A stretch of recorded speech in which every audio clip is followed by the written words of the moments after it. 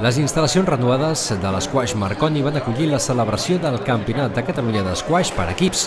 Els 80 millors jugadors catalans, tant en categoria masculina com en femenina, van competir al llarg de 2 dies a les pistes del club agarenc. Els 20 equips participants, integrats per 3 jugadors, van disputar una fase eliminatòria que va portar-los a jugar quarts, semifinals i final. Pel cantó femení, l'absència de l'actual campió, el Malibu de Sabadell, va facilitar molt el camí al sotscampió de l'edició anterior, el Club Natació Sant Andreu. Aquest es va enfrontar a la final al Triops de Banyoles.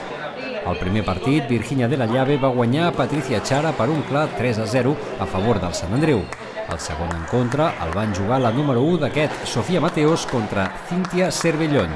He empezado ganando bastante consistente el primer juego y el siguiente pues también bien. Luego el tercero pues lo he perdido con Cintia y el último lo he ganado otra vez. Y bien, he ganado 3-1 y estoy contenta del resultado.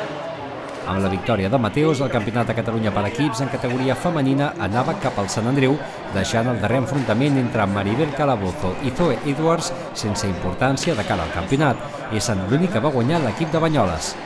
La tercera posició la va ocupar l'Esportiu Rocafort i la quarta el Sabadell.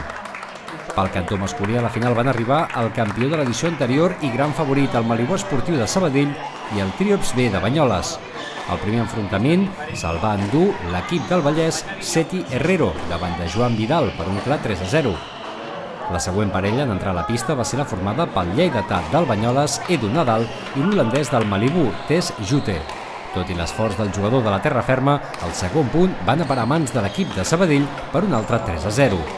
A la final, en principi, érem bastant favorits des d'un principi.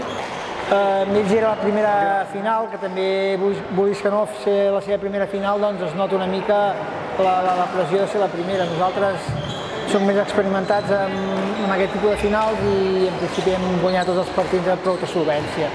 Encara estan jugant un partit, que és l'últim que queda, però els altres dos es resol bastant bé a favor nostre, amb 3-0 a favor meu, que he guanyat, i 3-0 també del Tess amb l'Edu Nadal.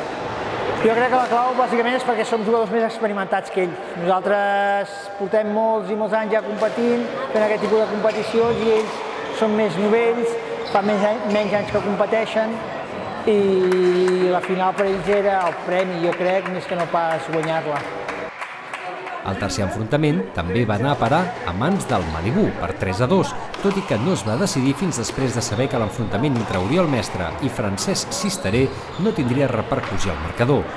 El tercer lloc el va ocupar el Triops A i el quart el GIEC. Amb l'entrega de premis es va donar per tancada aquesta edició del Campionat de Catalunya per equips amb un magnífic resultat tant a nivell esportiu com organitzatiu.